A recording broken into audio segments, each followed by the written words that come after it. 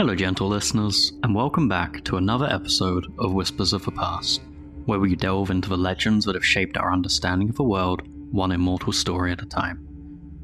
Today, we turn our gaze to a figure who embodies both rebellion and compassion, a titan who defied the gods for the sake of humanity, Prometheus.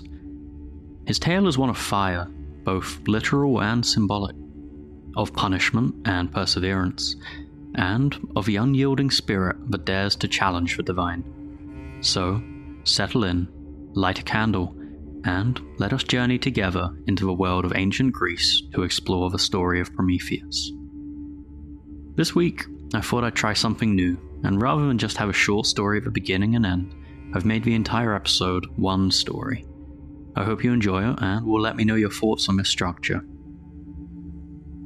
Chapter 1: The World Before Fire. Long before humanity understood its own potential, the cosmos was a realm of titans and gods, each commanding vast and primordial forces. The titans, ancient beings of immense power, had shaped the earth in its earliest days. They embodied the raw elements of creation: the earth, the seas, the sky, and the churning chaos from which all things were born. Their every movement altered the very fabric of reality, carving mountains, filling oceans, and stirring the winds. But their reign came to an end in a cataclysmic war that reshaped the universe. The Olympians, led by Zeus, rose against the Titans, toppling their dominance and establishing a new divine order.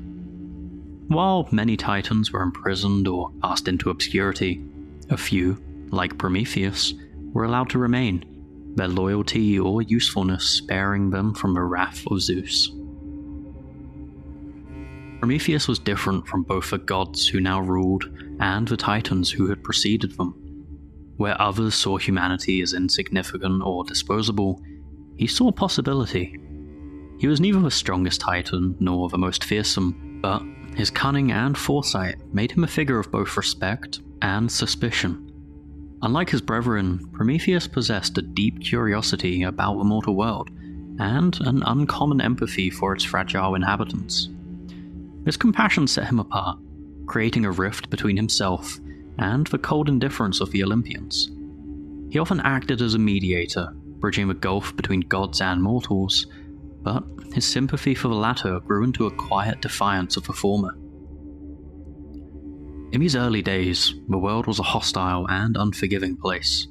Vast, untamed wildernesses stretched endlessly under a canopy of stars, and the nights were long and perilous, their darkness broken only by the faint glow of celestial bodies. For humanity, survival was a relentless struggle. They huddled in crude shelters of stone and wood, their frail bodies exposed to biting winds and the cruel indifference of nature. Predators prowled the shadows, their eyes glinting with hunger, and the raw, unprepared food consumed by mortals offered little strength against their hardships. Disease and starvation were constant companions, and their existence teetered on the edge of oblivion. Above this fragile world, the gods ruled from Mount Olympus, a resplendent sanctuary of marble palaces and shimmering golden halls perched high above the clouds. The Olympians, secure in their dominance, reveled in abundance and power, and chief among them was Zeus, the mighty king of the gods, whose thunderbolts commanded both fear and obedience. Zeus regarded humanity as a lesser species, weak and servile, existing solely to provide worship and tribute to the gods. Fire, the divine spark of creation and innovation, was among the treasures Zeus guarded most jealously. On Olympus, it burned eternally in sacred hearths, its golden light a symbol of divine authority. It powered the celestial forges of Hephaestus, where weapons and wonders of incomprehensible beauty were crafted. To Zeus, fire was far more than a tool. It was the essence of power, a force that separated gods from mortals. He decreed that it should never be shared with humanity, believing that its transformative potential would disrupt the natural order and elevate mortals beyond their place. Prometheus could not abide by this decree. Each day, as he observed the mortal realm, his heart grew heavier. The gods feasted in their celestial halls, surrounded by abundance, while humanity struggled to survive in the cold and darkness. Yet, within these fragile beings, Prometheus saw something extraordinary. Their eyes, though dulled by hardship, held a flicker of resilience. They fashioned crude tools, hunted, and gathered with ingenuity, and adapted to their hostile environment in ways that hinted at a hidden brilliance. Prometheus believed that fire could unlock their true potential, transforming their existence and enabling them to shape their own destiny.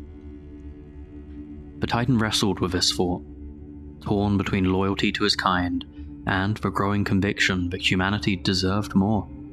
He envisioned a future where fire could illuminate their path, bringing not only warmth and safety, but also the spark of creativity and progress.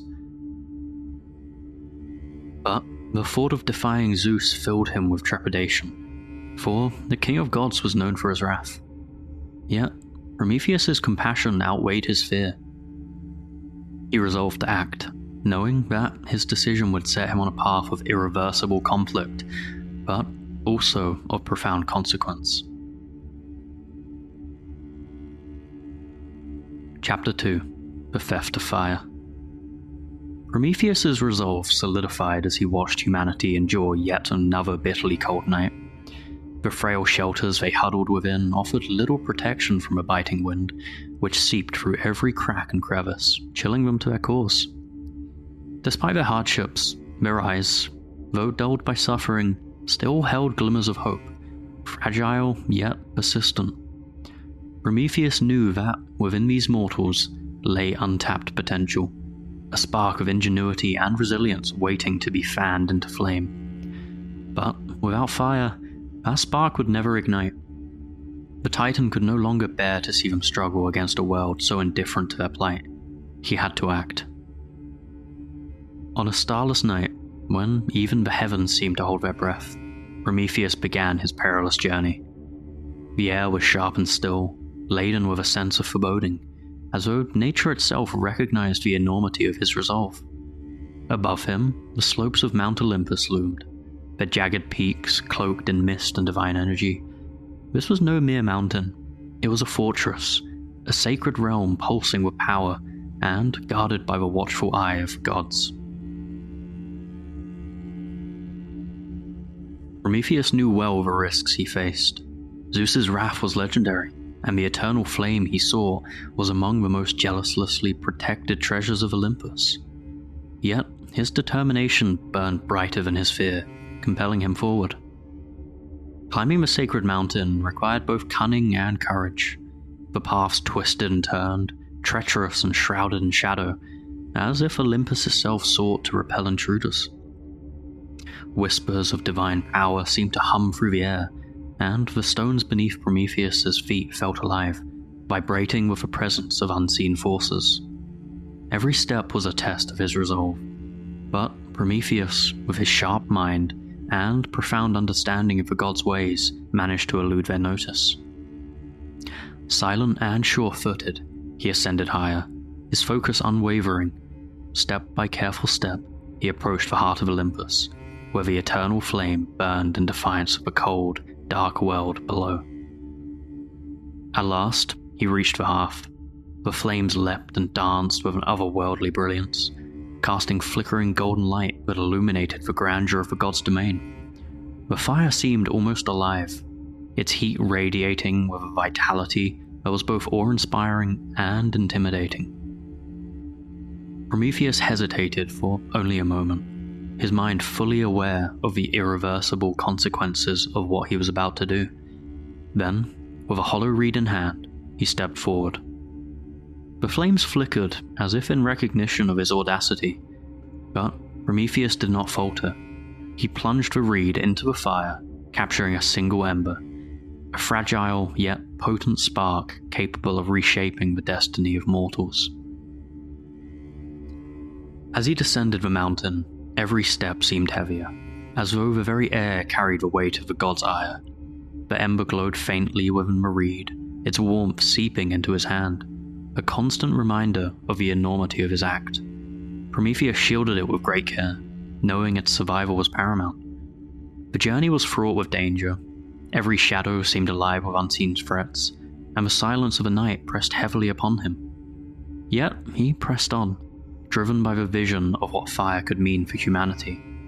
A life no longer defined by fear and fragility, but by possibility and progress. Finally, Prometheus reached the mortal settlements. The cold and darkness that had gripped their world clung to the earth and sky like a heavy shroud, and without hesitation, he presented the ember to humanity, his voice steady and clear as he instructed them to use it. He showed them how to nurture the fragile spark into flame, how to feed it with wood and protect it from the wind. The first fires roared to life, their golden light banishing the oppressive shadows that had long ruled the nights. For the first time, humanity felt the warmth of fire on their skins, its comforting heat chasing away the chill that had defined their existence. They cooked their meals, transforming raw, meager sustenance into nourishing food. They forged tools, shaping the materials of the earth into implements of survival and creativity. The fire became a beacon, a symbol of hope and progress, its light reflecting in their eyes, now bright with wonder and possibility. Prometheus stood apart, watching as the once fragile mortals began to thrive. Their laughter echoed throughout the firelit night, a sound that filled him with a profound sense of fulfillment. He had not merely given them fire, he had ignited within them a force far greater, the power to shape their own destiny. Yet, even as he watched their transformation, Prometheus knew that his act of defiance would not go unnoticed, and the gods' response would be swift and unforgiving. Chapter 3: Consequences of Fire. The fire Prometheus gifted to humanity began to change their lives in ways even he could not fully foresee. For the first time, the oppressive darkness of the night was pushed back by the warm, flickering glow of flame. The mortals, once fragile and fearful, grew bolder. They used the fire to cook their food, transforming it from raw sustenance into nourishing meals that strengthened their bodies and broadened their horizons. They learned to harden clay into pottery and shape metals into tools and weapons, forging a path towards innovation and progress. Fire became the cornerstone of their survival and the spark of their creativity. Villages that had once been scattered clusters of crude shelters began to grow into thriving communities. Around communal fires, people shared stories, forged alliances, and planned their futures. The warmth of the flames was not just physical, it was symbolic of their newfound strength and unity. For the first time, humanity began to imagine a future that went beyond mere survival. The fire Prometheus had stolen was not just a tool, it was a beacon of possibility. The flames gave mortals the confidence to face challenges that had once seemed insurmountable. Armed with fire-forged tools, and emboldened by their newfound resilience, they began to tame the wilderness that had once dominated their existence. Forests gave way to farmland, and the fearsome predators that had once prowled the shadows were driven back. Humanity was no longer at the mercy of nature. They had become its architects. The gift of fire had transformed them from prey into creators, and the world itself began to bear the marks of their ingenuity. Prometheus watched from afar, his heart swelling with pride as he saw the profound transformation his gift had inspired. Yet, as the flames of human progress grew brighter, so too did the attention of the gods. From the heights of Mount Olympus, the gods observed this burgeoning civilization with a mixture of curiosity and unease. For Zeus, in particular, the sight of mortals wielding a divine gift was a source of growing concern. He saw the fire not as a tool for their enlightenment, but as a potential threat to the carefully maintained hierarchy between gods and men. To Zeus, humanity's empowerment was a dangerous precedent, a step towards independence that could one day lead to rebellion. The king of the gods had always maintained a firm grip on the mortal realm, ensuring that humans remained subservient and dependent on the divine. Fire, with its transformative potential, represented a crack in that control. It was far more than a symbol of progress. It was a challenge to the natural order Zeus sought to preserve. Prometheus, meanwhile, understood the storm that was brewing. He knew that Zeus would not let his actions go unpunished, and he braced himself for the consequences. Yet, even as he anticipated retribution, Prometheus stood resolute in his conviction. The fire had given humanity more than warmth and light. It had given them the power to define their own destiny. Whatever punishment awaited him, Prometheus believed it was a price worth paying to ignite the spark of human potential. And so, as Zeus's gaze darkened and the skies above Mount Olympus began to churn with the first signs of his fury, the stage was set for a confrontation that would shake both heaven and earth. Chapter 4: The Wrath of Zeus. From his seat on Mount Olympus, Zeus watched the flames of humanity's progress spreading across the earth, his anger igniting like a thunderstorm. The all-seeing king of the gods had long been wary of Prometheus's affinity for humanity, viewing it as both a curiosity and a potential threat. Now, this act, stealing fire from the divine hearth and gifting it to mortals, was an unforgivable defiance of Zeus's will. To Zeus, fire was a sacred power, one meant only for the gods. In the humans' hands, it represented a dangerous shift, a potential upheaval of the natural order. Summoning the other Olympians, Zeus made his fury known. Lightning crackled in his clenched fists as his booming voice reverberated across the heavens, shaking the very foundations of Olympus. "Prometheus has betrayed us," he declared, his words seething with anger. "He has stolen our sacred fire and gifted it to those unworthy of its light. This act of rebellion cannot go unanswered. He will face the full extent of my wrath, and humanity will understand the cost of defying the gods." The gods murmured among themselves, their faces a mixture of anger and apprehension. Though some sympathized with Prometheus's compassion, none dared to openly defy Zeus. To oppose him was to invite his wrath upon themselves, and even the bravest among them hesitated to intervene. Prometheus had acted alone, and now he would bear the consequences of his audacity. Zeus's retaliation was swift and merciless.